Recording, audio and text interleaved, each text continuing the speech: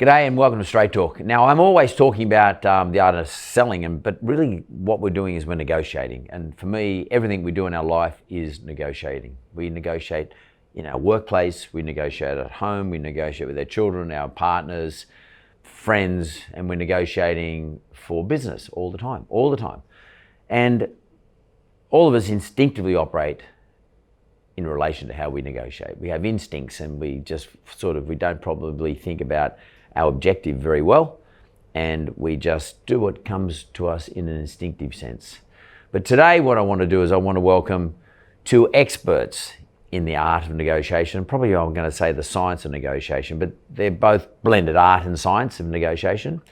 I have, on my left hand side, I have Ross and Kirsty. Now they are New South Wales Police expert negotiators. They've been trained in the field. This is what they do day to day. They're not just negotiating with terrorists or something crazy, but they negotiate at every level for the police where a negotiation is required with people on the street. And it could be from something like a mental crisis right through to something far more severe that could affect all of us. You know what I'm talking about in that regard. Unfortunately, because they are police negotiators, we can't reveal their faces, but this is going to be a very interesting interview and a discussion. And I want to say at the beginning, I know you're going to really appreciate their time that they have devoted to us for this. This is specialist negotiators who understand the art and science of negotiation through learning, building up skills, and probably most importantly, experience. So, how do I start this? I might ask you, Kirsty, just straight up. Is negotiation simply about reading the people that you are talking to, just reading them? Is it about being on the front foot, being on the back foot and listening and then responding? I mean, how do you go about it? How do you start? In any negotiation, it's about understanding the situation you're in. So no situation, I would imagine, in business is the same. And I think it's about not going with a preconceived idea, but actually going with an open mind. So it's about going into any situation and thinking, I need to find out information. So how do you go about that? I mean, what do you do? I mean, do you ask a question or do you just wait for them to pour their hearts out? Well, it might be the use of open-ended questions, and probably in any communication strategy, open-ended questions are going to get you the most information. Could you give me an example? What is an open-ended question? I don't know what you mean by that. So if I was to ask Ross a closed question, it would be something like, are you having porridge for breakfast? And Ross would say a yes or a no. And that's a very simplistic question to come up with.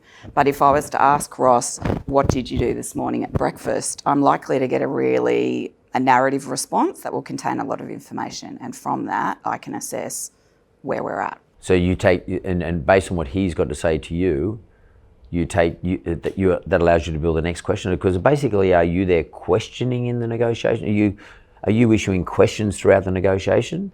No, so it's really interesting you say that, because in negotiation speak, we will often say that, in anything in life, is that we talk about active listening, and we talk about that people often, and I think we're all guilty of this, is that we listen to respond and we don't listen to hear. And probably while you're sitting here, Mark, and I'm talking, you're probably thinking about the next question you're going to ask. I am, because I'm an interviewer. That's what I'm supposed to do. But you're right, I am. And I'm actually, because I have had a discussion with you before, and I do remember you telling me this. Yeah. And I was actually then trying to intently listen to what you've got to say and not try and make a judgment on what you're saying. Yeah, because you're going to miss those verbal cues about what the other person's agenda or position really is, because you're only asking what suits potentially your agenda. Yeah. So, well, maybe, let's say, Ross, if you could just be for a second, you're standing on the top of a building and you're mentally affected. I mean, you're maybe alcohol affected or mentally affected for whatever the reason is, and you're posing a threat to yourself. And I ring up the police and Kirsty arrives. I mean, what's the first thing you say to Ross? Like, what's your open-ended question? What would you say to him? Why are we here? Yeah. Tell me about what's happening. Just really simple. There's no trick to it. Yep. It's just, if I was in a business, or let's put it in the work context, if I was in a conflict resolution meeting with someone at work, I'd want to know, tell me about what's happened. Let's just say, for example, Ross, I alleged in the workplace that Kirsty has offended my religious beliefs. Yes. Let's say she said something that's, in my view, blasphemous in relation to what I believe in. What would you ask me? Because I'm angry, right? I'm really angry. I want to sue the company. I'm going to get on social media and I'm going to start hacking into you guys, for argument's sake. I mean, what are you going to ask me? So if I can just take it back. Sorry, Kirsty, I know you wouldn't do that, but like, No. Take it back a step, and what I'd say is that quite often in any negotiation or any conflict or any crisis situation, what someone is presenting with and what's in front of you may not be the real problem. So sometimes you've got to ask a number of questions to get beneath that first layer that they're telling you is the issue. And in that sense, it could well be in the workplace, a conflict or a personality issue that goes back a number of years. Yeah. And that one issue in relation to one comment presents itself and manifests itself as the major issue. Well, that may not actually be. It may be 2 years ago that something that's occurred, or someone's got a promotion, or jealousy or something like that is actually the cause of the issue. And similarly, in a lot of our work, someone presents and they've had conflict at home, which has then taken them to a point where we're faced with a suicide intervention. It may not be that conflict that occurred 4 hours ago. Generally, not that is the issue. It's a number of years or a number of things that have built to get to that crisis. Does that make sense? Yeah, it does make sense. So, and similarly, in any work environment or any environment, it's sometimes you've got to the open-ended questions and keep probing and don't go to problem solving when you get the first lot of information. Yeah. So are you saying then to me that as a result of that, because this is my nature, or my instinct, I should say, is that I want to go and solve the problem straight away. So I know there's an issue. That's a man thing. It probably is. No, you're probably right. And I want to come up with a solution because I think, it's okay, it'll be fine. We'll work out a solution. Yeah. Are you saying to me, both of you saying to me, Mark, take it easy. Yeah. Just go in and be patient. Spend a bit more time just gathering some data. Yeah.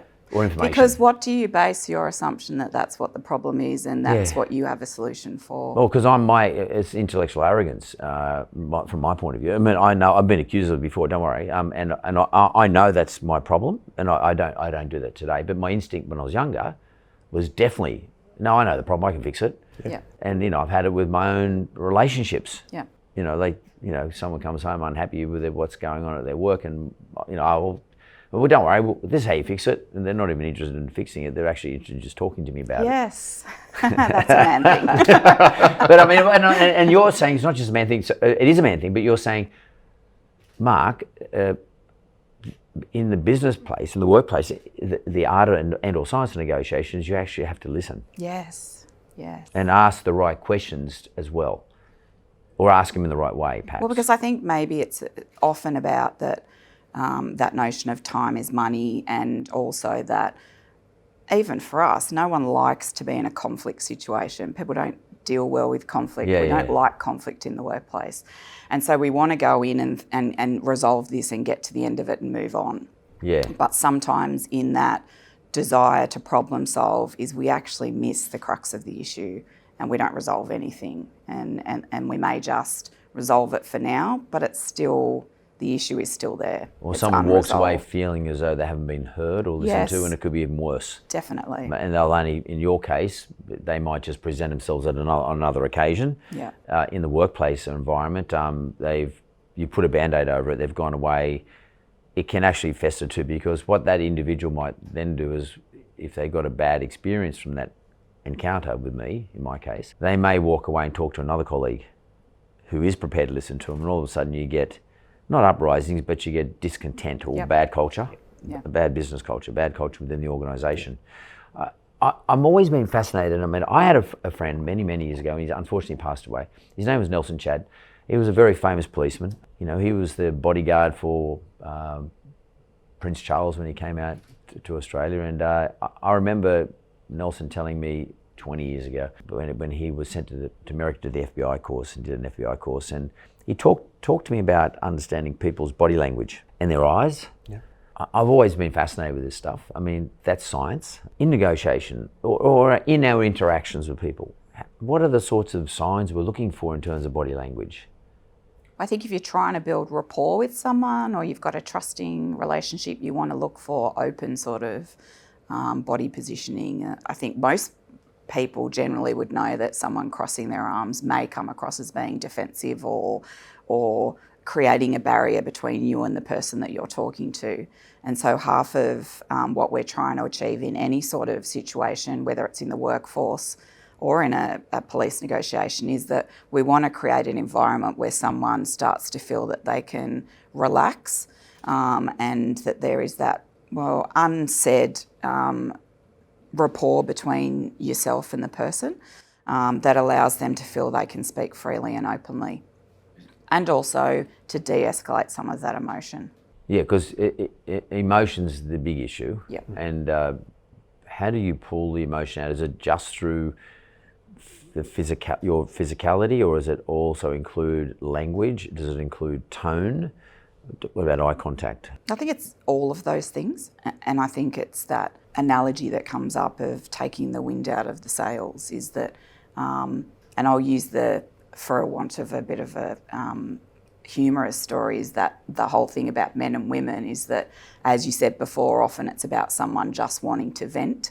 And the more you talk about a situation, the more you're getting it off your chest, and the more sometimes that initial emotional response tends to dampen. So should I be, let's say I'm in that situation and I'm the male and there's a female talking to me, it could be in private life, it could be in the workplace. Are you saying that, am I supposed to be talking, or am I just supposed to be listening and just, and how attentive am I supposed to be? Like, am I just saying, yeah, no worries, yeah, what, that's terrible to hear, or, I mean, does it sound condescending if I do that, or do you just sit there attentively listening? I mean, what am I supposed to be doing? Because I actually don't know. I think it's about being empathic and listening, and it's the active listening skills of encouraging someone that you are listening and you are being attentive. I don't understand that. Like, I'm not good on emotion, okay? So that's not my strong point in life. My only one I seem to be able to be really good on, which is not good, is anger. I mean, I tend to, but I don't get sad and all that sort of stuff. So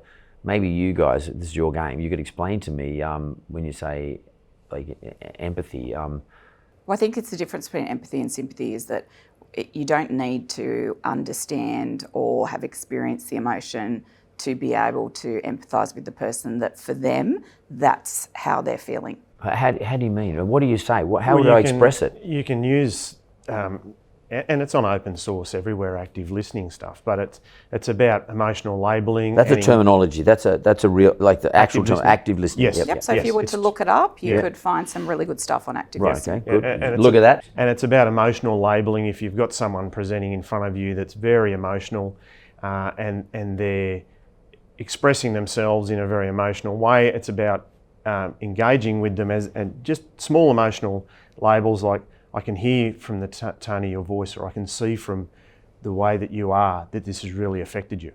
They just want affirmation, or not just want it, they want some affirmation. That you are acknowledging how upset they are and how this has affected them. So that's important, is it? It's very important. As opposed to sort of stonewalling them. Yes.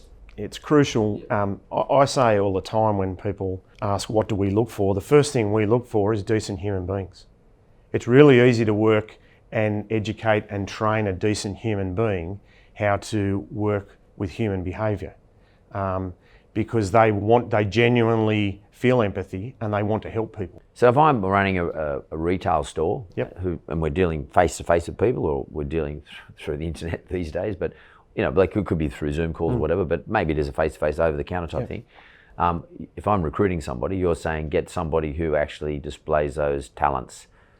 Because, when someone comes to the shop, I mean, a good example is I go to a cafe and the person behind the coffee machine is just an absolute narc and doesn't give me anything, just like treats me like like they don't care about my business. Yep.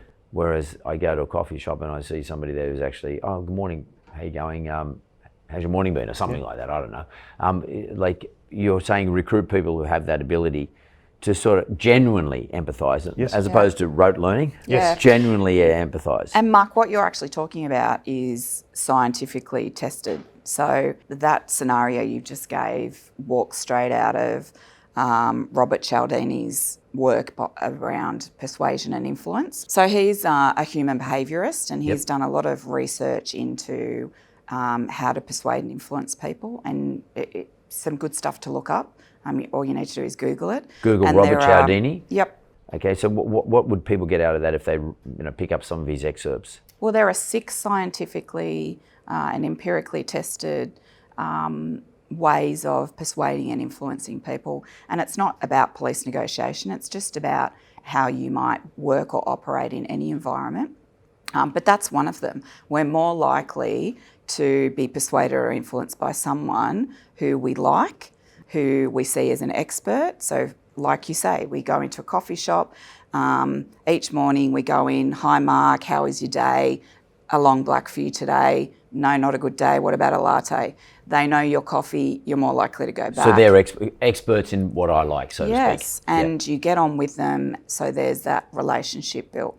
That's number one. Is that the first That's of one the of 6? them, yep. So when you go into a coffee shop and, as you say, the barista's not very friendly, they might have the world's best coffee, but are you likely to go back? No. Not always, no. So it's about, that relationship and I guess the sales strategy, but building relationships with people. What about swearing? Like, for example, I'm dreadful. I swear, and I know it really. I was just talking to some business partners of mine in America, who were sort of saying to me, "Mark, you say the F word a lot," and Americans are very polite. And I just said, "Well, look, Australians, we're a bit different. We don't sort of take it that seriously." But what about in terms of language? So when you're negotiating in a crisis, how careful are you with your language? Very careful, but you've also got to be mindful to bring yourself down to a level that the person that you're negotiating with is comfortable with, to be able to build that genuine rapport. Do you wait for them to talk to you first to hear how they're talking? Like, they might get on and give you a bucket full of language, and really foul mouth stuff. Yep. I mean, because you don't want to go and then be all hoi polloi and sound like you're a BBC newsreader, because they're going, oh, what the hell? I can't relate to this person. I think you've got to be true to yourself. You've got to be true to yourself. Yes, yeah. Right. Yeah, you took the words right. If you're a decent, genuine, good human being, you being the negotiator, yes, then you can communicate the way you would normally communicate with most people. But you just need to be a little bit mindful of the audience that you're, or the person that you're talking to, and trying to pitch at a level that is appropriate, I suppose, for them, but without lowering your standards. Yeah, but let's say, this sounds terrible, but you assess the person as maybe not being as well educated as you, or as, I don't know if the word's worldly or socially developed as you, perhaps. Is that something you should be assessing, and that they might be someone who's used to living on the street their whole life? Definitely. They have to understand what you're saying. Yeah. So you need to be able to communicate with them on a level that they can understand the message that you're trying to deliver to them, and that they feel comfortable enough to give you that knowledge or impart that information that you can use then to help them. Are you trying to get them to walk over the bridge to you, or are you going to walk over the bridge to them? And are you building the bridge? Yeah, we're always trying to get them to it's their decision. It's to make them come back to us. You want them to, so you've got to build the bridge though. Yeah. And so it's up to you to build the bridge. That's a good analogy, yeah. Yeah, so, and you're trying to not coerce them, but encourage them. Yes. And let them know that they can walk over this bridge to you. Yeah. And that's the same if you're in business, if you're negotiating too. You've got to build the bridge. Yeah. And if it looks rickety, they're not going to take a step. No. Or if it looks too steep, too big a bridge, in other words, you're the BBC newsreader and it's too steep a bridge to walk, like, that's not somewhere I can get to. Yep. But equally, you don't want to go down here. They don't want to feel like there's any trouble on the other end either, I guess. That's one of the big things, using that analogy, is they've got to be comfortable that you're going to be at the other side of that bridge, and that what you tell them they're going to get at the other side of that bridge is what they get. Yeah. If that makes sense. They've got to be convinced that it's there. And you deliver it. Yeah. From our perspective, anything that we promise or we put out there to get them to come to us, we have to deliver that. So yeah, you have to sort of like I can't remember his name now, but like if the advertising used to be on television. There was a priest who used to play rugby league for Coots. Father Coots. Yeah. Father John Sorry. Coots.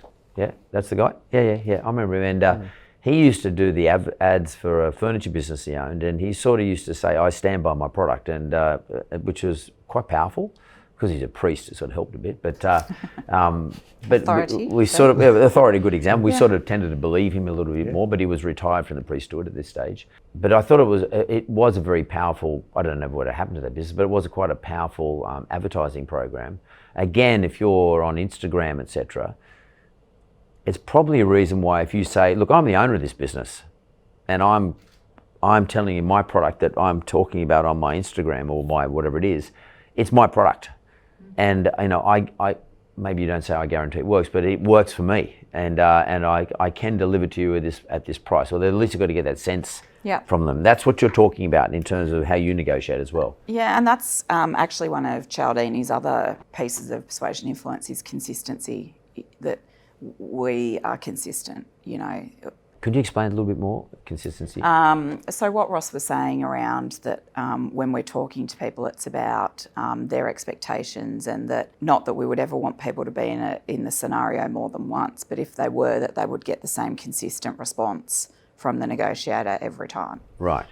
So it's not that if I'm in a meeting with Mark on Monday, I'm going to get a very different response or outcome in a similar meeting on Tuesday. With Mark or with somebody else? With you. With me, so right. people like consistency. Yeah. So they know what they're expecting and they know what they're likely to get. So if we're in the workplace, whether we're actually selling something or whether we're using our workplace to sell something or engage someone to negotiate with them to deal with me, or alternatively, I'm just talking to one of my staff members, you're saying to me that I shouldn't be flighty and or up and down or changeable. Yeah, they got to know what to expect. Yeah. Otherwise, yeah, I get that. I mean, unfortunately, I've been through, in my earlier days in different businesses, I wasn't that consistent. I mean, depend on, I had 4 kids at the time, and I depend on who was sick, and, and that stuff's real. I wake up in the morning, I'm so tired, I've had an argument with my wife, and kids are driving me mad, someone's in hospital because he got asthma or something, and I could turn to work and I was young, but I could be a shocking narc. And then on another day when everything's going great, I could be, really warm and nice, and I think it used to upset the staff. I mean, that's my recollection of it. These days, I'm just a narc all the time. No, I'm just joking. You can ask the guys who are filming this, but I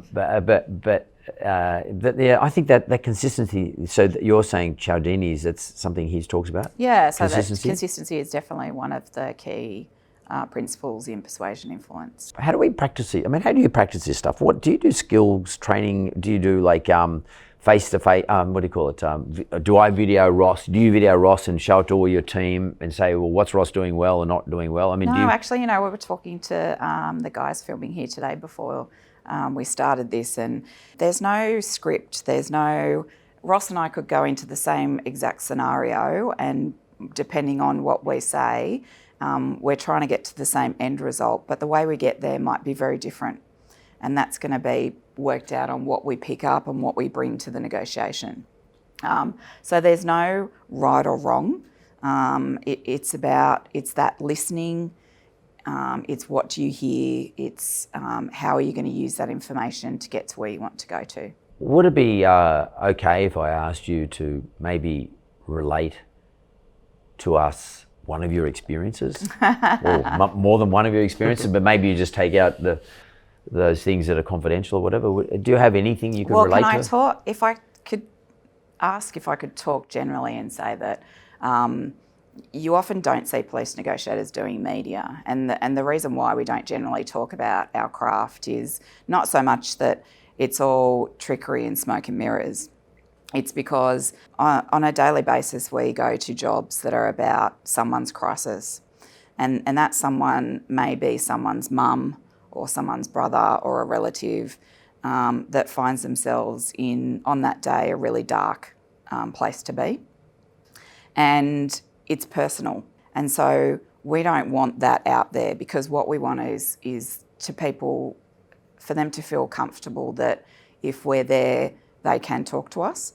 And then we're not profiting from their situation. So we don't generally tend to talk about jobs. But what we talk about is that we respond to suicide interventions and jobs where it's a really bad place to be. And we hope that we make a difference to bring that person back and change that mindset and steer them in the direction of some good services, but also to identify to people that there are other alternatives. And I guess that's when we don't like talking about stories, is because that's someone's story. Yeah, totally. Well, I mean, I guess, we did this straight talk with John Brogden, who's from Lifeline, and John's, a friend of mine, but he willingly got up and talked about their suicide interventions and the amount of depression they're dealing with or mental ill health. And he was talking about currently with what we've been going through in terms of lockdowns and the whole COVID experience, that the number of calls they're getting has increased by 33%. I mean, we have 3,000 plus people a year do take their lives. And that number is predicted to increase quite substantially. You're probably on both sides of it, in that what I mean by that is you probably have had opportunities where you get to talk to those people who you're not successful with, who actually do take their life. Yes. But at the same time, you're going to say to me, yeah, Mark, 3,000 people do take their lives, but there's probably another 10,000 people who don't, because they are successfully turned around, or somehow we get them into a safe place. Yeah. Would that be right? Definitely, and I think we don't generally put out there the number of jobs we go to, but I think if people knew how busy we were, they would be surprised. And so we are actively engaged in responding to jobs regularly. Like daily? Every couple of days, yeah. So, and we are conscious at the moment that, the world is in a really different place, and that because a lot of communication at the moment is on some sort of platform of media or technology, and often not face-to-face, that people are really doing it tough. You're a psychologist, aren't you? Yes. Yeah, you've got a master's degree in clinical and forensic. Clinical and forensic psychology. Yeah. I just want to say this. I say this to the audience. I keep talking about standing up for the front line, and police get criticised. In front of me here, we've got two police people, and there's a number of them, but they're two representing a part of the police force in New South Wales. And what's interesting from my point of view, in terms of the image of a negotiator, who you see on television as Clint Eastwood or something like that, that's not what these people are. These are kind, gentle, caring people. They're not sitting here with their epaulets and the whole thing going on. They're just normally dressed, and although Ross wore a tie today, but they're normally dressed, and they're actually people who care. And I keep talking about standing for the front line. These are people you will never see. Hopefully you will never see. And if you do need to see them, you should be confident from listening to them that they actually have your health and best interest at heart. And the police force is badly interpreted and to some extent represented in the mediums, all the various mediums out there, and by those people who want to be critical of them, because what I'm getting here, what I'm experiencing, I hope you're experiencing the same thing listening to this, is that they're genuine people who really do care about helping outcomes. They're not out there pulling their gun out or their taser out or pepper spray. That's not their go. And from my experience with the police force is exactly that. You're sure you're going to get some aberrant people. You got aberrant people in every business. I don't give a shit what the business is. There's aberrants in everything, everywhere, all over the place. The media is full of them at the moment, unfortunately. All the mediums cater to the aberrant, unfortunately. The great majority are people like you. And I got to get this off my chest. I got to say it right now. You got to stand up for the front line, because they stand up for you.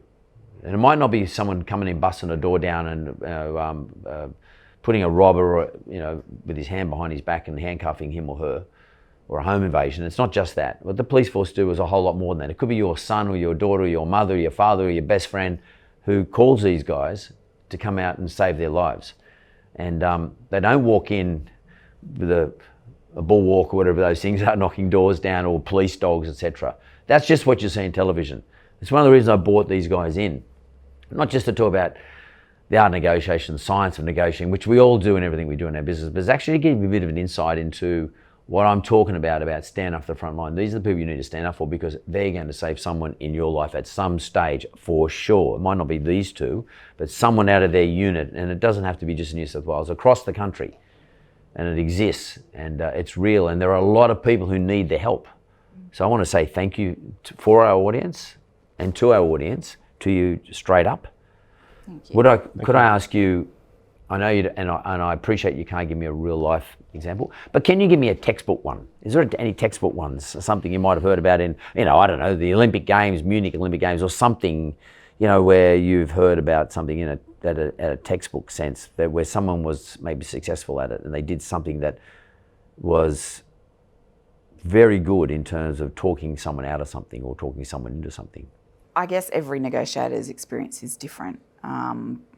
But I could say from a negotiator perspective is that, say for example, a suicide intervention is that we will turn up to a situation that is highly emotionally charged, and from straight off we're trying to, I guess, take a breath and try and resolve that situation. And that can be daunting for a number of reasons, is that that person can be, and maybe I'll use, for example, the Gap, because, it's a well-known suicide. I know, I live there. I live around the corner, and once a week I see something. Yeah. I see vehicles everywhere. So I can talk generally about, responding to a job there. There's certainly a lot of factors to consider. Environmental, I mean, you can be up there in sunlight 1 minute and gale force winds and rain the next. But also just about where you stand and positioning and thinking about, I don't want to startle this person, I want to engage them. We're here for them, and we genuinely want them to come back, because no one wants to see someone take their own life. And we certainly don't want them to feel like they don't have any alternates. And jobs can go for very short periods of time to a long time. And it's about keeping calm, listening, and what do you hear, and working with what's in front of you.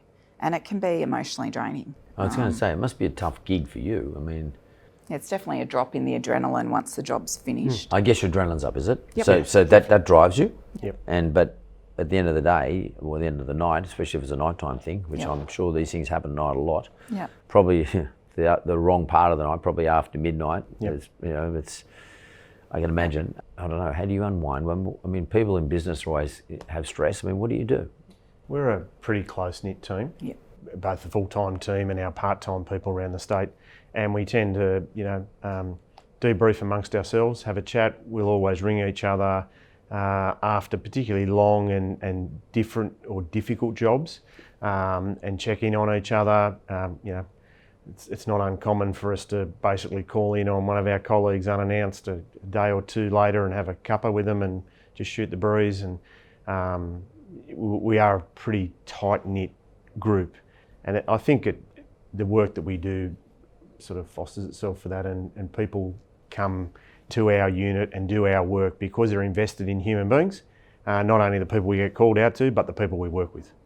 Yeah, so again, just decent human beings. And I think the great thing about the negotiation unit is that we don't see someone expressing emotion because a job was difficult as a sign of weakness, because we're expecting a negotiator to stand up and talk to someone about some difficult conversations that they need to have around suicide intervention, and an emotional response from the person you're talking to. And I think if you're a good negotiator and you've got that human ability to engage someone, is you're going to have an emotional response. So that's okay, and that's to show okay. some emotion. That's okay. Absolutely. I would be more concerned if someone wasn't emotional about what they'd been deployed to. And so, but you're talking about after, or you're talking about during the both. negotiation? I think it's not unusual in that situation if you've got someone who is potentially about to jump from the gap to not be showing some emotion, whether that's in the tone of your voice or what you're saying, because it is emotive to be in that situation and potentially watch someone take their own life. I think would impact most people. So we sort of encourage negotiators to be expressive, and it's not unusual for us to come back and say, there was something about that job that really actually impacted me, and I feel, upset about it or concerned or whatever, and that's okay. And do you ever, I mean, how do you deal with, culture? I understand the culture and I understand the process. I make sense. I mean, that's good collegiate culture in a business. You're a business unit. That's good collegiate culture in a business where you're all, and it's sort of a good process. Are you saying to me, instead of going home, you would come into the office first before you go home and have a cup of tea, or you just... Depending on the job, depending on what it was, but we're generally checking in with each other all the time. Right. So you would check in with Kirsty, or text and say, hey, you okay? Or, Yeah. I mean, business doesn't do that enough. No. People don't do that enough in business. We tend to, I think, I'm a big believer in, I'm getting better at this, but I'm a big believer in business that we all think that as soon as the day's over, we just go home and we don't talk to anybody. And you tend to sort of turn off your communication, not necessarily just your device, but just generally the communication. Yep. You sort of treat business as something different. Business is just a multitude of relationships. They call it business, but it's just a multitude of relationships. You got those in your home front, you got those in your premises, and they all require, to me, some form of keeping in touch. I mean, I tend to, when people don't respond to me on a weekend, if I send them something, because I'm thinking about the business, I send them something, I tend to think they don't care about the business, or they don't care about the relationship, more importantly. I actually can sometimes think, well, they don't care about what I'm saying. And this, the problem with technology and social media platforms is that when you're not having face-to-face communication with someone, that there is a loss of messaging in an interpretation when it's the written word or a message rather than an actual face-to-face conversation. And that's part of what we do. Or even a voice call. Yeah. So that people can misinterpret, and then their perception is quite skewed. So the person who received your message might think, I'm not going to respond because I want Mark to have some downtime on the weekend, and if I respond, it'll just continue the conversation. Your perception is they're not interested in the business and they're not responding to me. They gave me the cold shoulder. Yeah. I mean, like, I said something about this recently. If let's say I'm in lockdown, I have to operate from home, I can't run my shop, whatever type of shop it is, therefore I can't see, my clients aren't necessarily going to come and see me, and all my customers, and I said, well, what you should do at a minimum, apart from your social mediums, talk to your customer base. Email is always great to everybody, just a general email, a generic thing. Then specific emails to Ross, hi Ross, how you going, mate? Like, how's the family? What? And then text is better again. Hey mate, how you going? And then a phone call. Yep. If you can't meet, a phone call or a Zoom meeting, if you can't meet face to face. This process of maintaining your database, your client base, your customer base, it's amazing what the people on the other side think when you actually ring them, and you might not have spoken to them for 12 months, but they're a customer. They could be a mortgage customer or whatever type of customer they are. They might be paying you. You might be the pest control guy who comes every quarter and puts the rat bait in and gets rid of the whatever it is, the mosquitoes and everything, and you send them a bill every quarter, and you never see them. You've never seen them for years. But if all of a sudden you're in lockdown, you can't do it. It's not a bad idea just to doing any one of those things in ascending order, ending up with a phone call, just to ring up and say, how you going? How you going, Kirsty? I'm the pest guy. I've never really met you, but I just thought I'd say hello, and look, I really appreciate the work I got from you. It's helping me get through all this environment. All of a sudden you think, wow, it's that wow factor. Like, wow, that person's actually called me. People might think they can't call me, but I would actually think that's pretty cool. Social mediums allow people to do that today, but what do you think about that? Well, it's the basics, and we keep going back to the basics of you. Basically, by making that phone call, if we get to the end stage where you're making periodically those phone calls, that you're actually invested in that relationship or that person, and you're more likely to get and bring about either behavioural change if that's your end goal, or better service from that person, or better loyalty to your business by having that relationship and showing them that you're invested in them as well. Yeah. And that that end game where you're having that verbal communication, even if it's Zoom or a mobile phone call. In this day and age, a lot of people would put a lot of weight on that and really appreciate it, and be more inclined to believe that you're invested in them. Because it's personal. And it also makes you feel better. I mean, it sounds ridiculous, it sounds a bit selfish.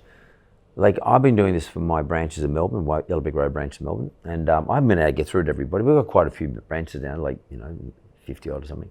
And I've been just ringing someone every night on my way home in my car, because I've got time in my car. And it's also a time when they might be free. I mean, apart from me finding out about how they're going, knowing how my business is going, because a lot of them can't travel more than 5Ks, a lot of them live more than 5Ks away from their branch, the physical branch. And apart from them, them thinking I care, and I do care, but it's a good way for me to actually express how I care and ask about the family. I'm just asking how you're going, Yeah. I'm not thinking about numbers, I'm not asking about customers or anything, I'm just sort of doing that. What's interesting is it actually feels good for me. I mean, I don't think, oh my God, I don't feel like doing this because I just want to listen to the radio or something, or listen to music or something. But when I do it, after I've done it, I actually feel quite, I don't know what the word is, but I feel quite whole. I feel very good. Yeah. It's actually quite a selfish process. Well, it's not about having contact because there's an agenda on your behalf.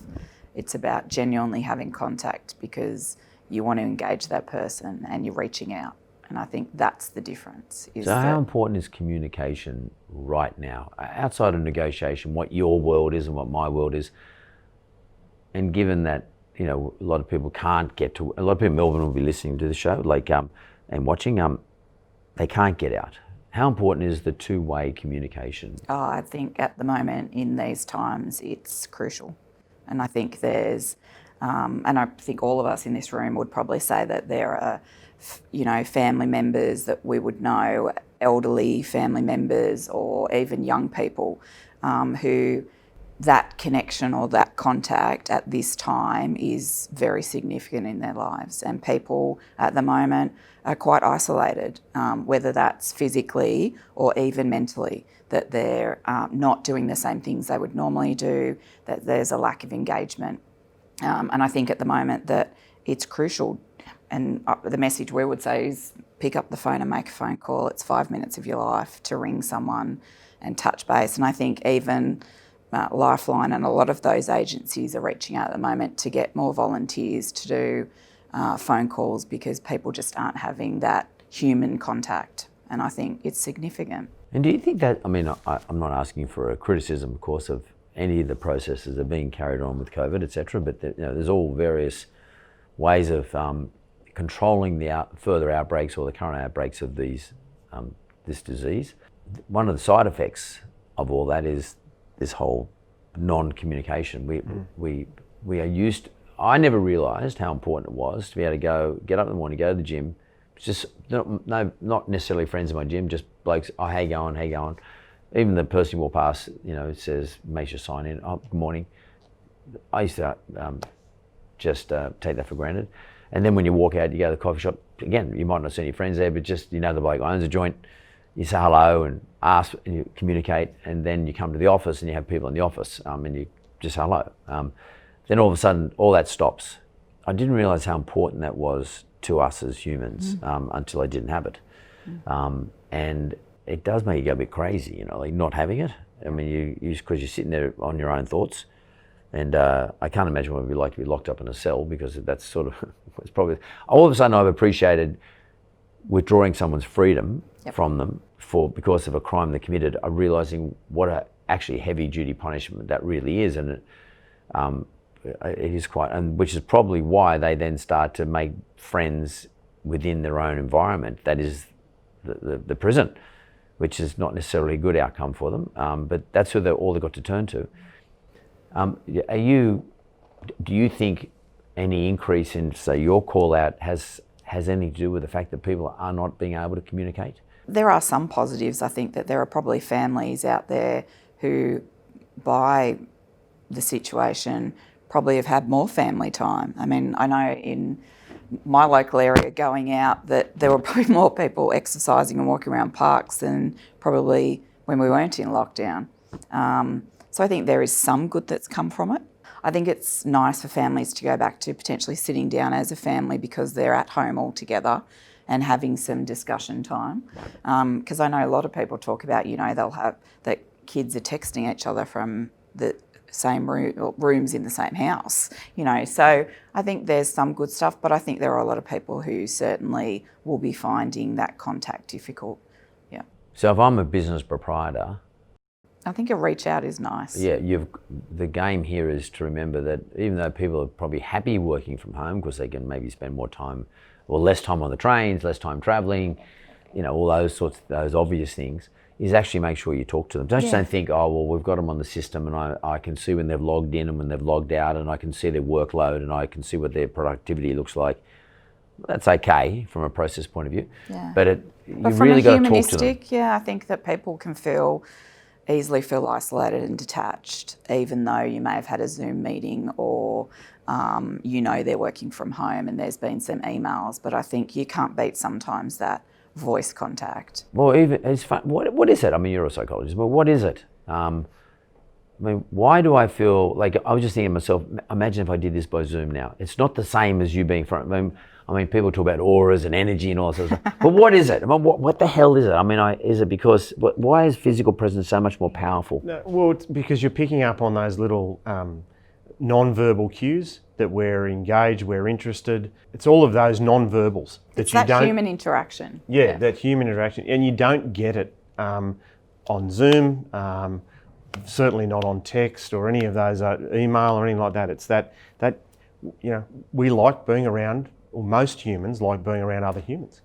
We crave that. We need that.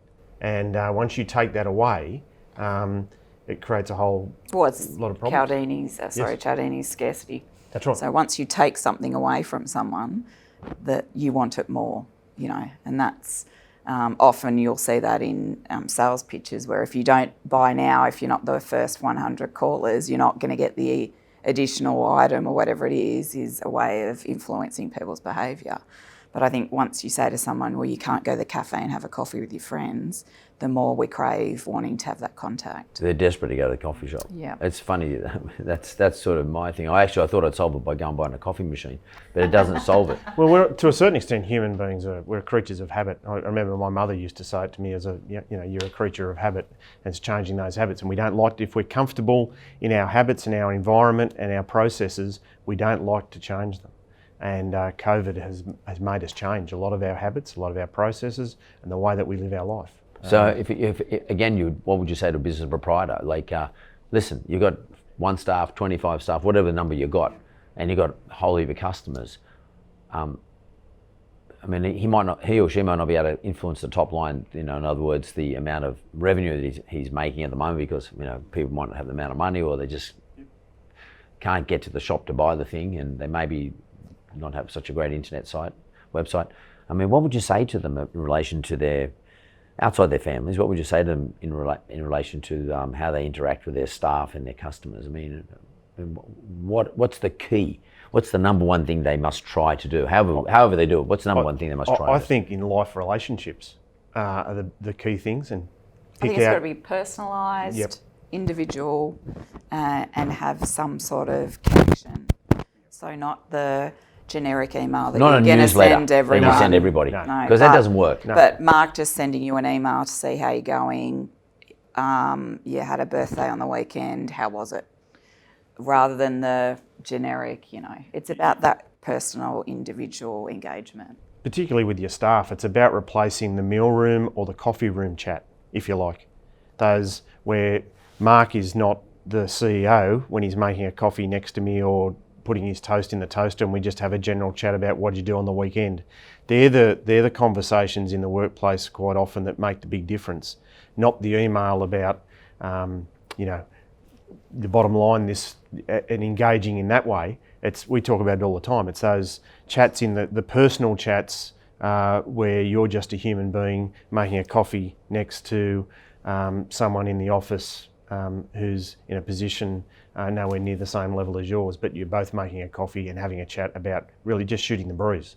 And they're the things that they probably need to invest in with their staff particularly. And how does your commander deal with you? Well, I'm sitting here, so he has to be careful. Well, your commander, the two of you. So our commander, I'll remove you for a minute. So the commander of the TOG, he quite often will call in and just have a chat in the morning when he's walking past our office, because his office is slightly separate to ours, and just have a chat about either a job, or particularly he'll say, "Oh, what'd you get up to over the weekend, mate? How's the family?"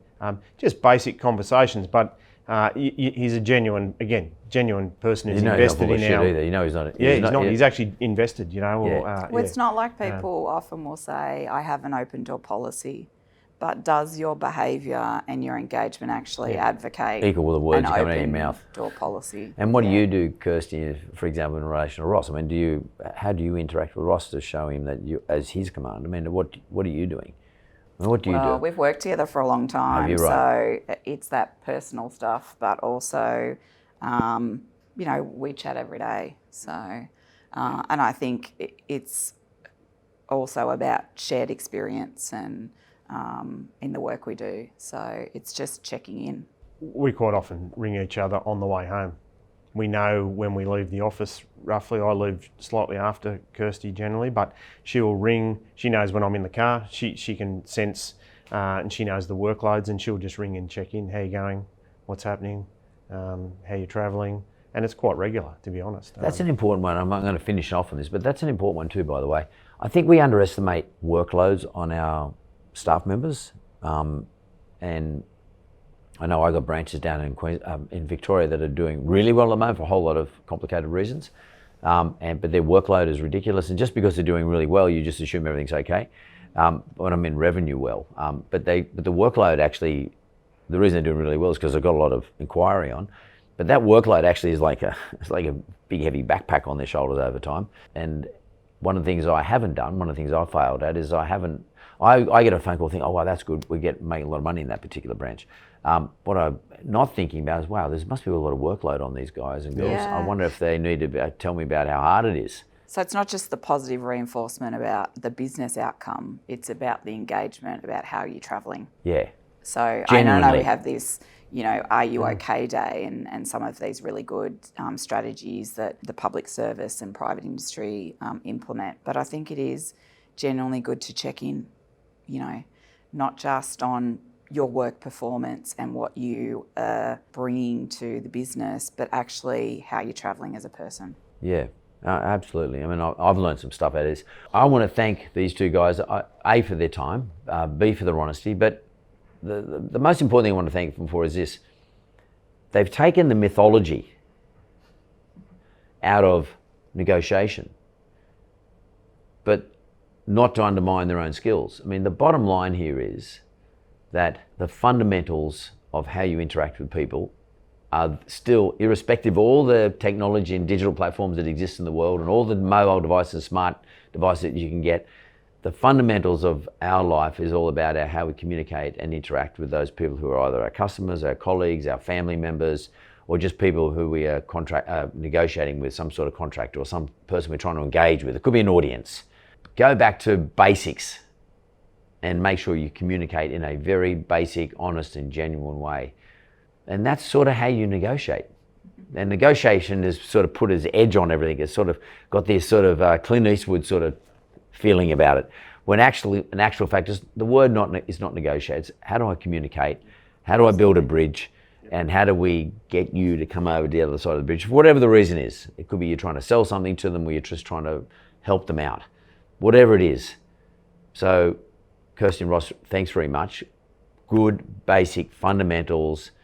We're going back to the beginning. I mean, I think all this COVID and all this coronavirus, etc., we are sort of seeing a new or the re-emergence of humanity, to be honest with you. And when it comes to business, we're going to learn something out of that. And one of the things we learn out of that in business is the re-emergence of humanity is actually try and do those things that humans are meant to do in terms of communicating and being empathetic and understanding. And as I said earlier, build a bridge is probably the best way I can explain it. Echoing what Mark just said is that communication is your best strategy in life. And the more you practice and the more you do it, the more successful you'll be.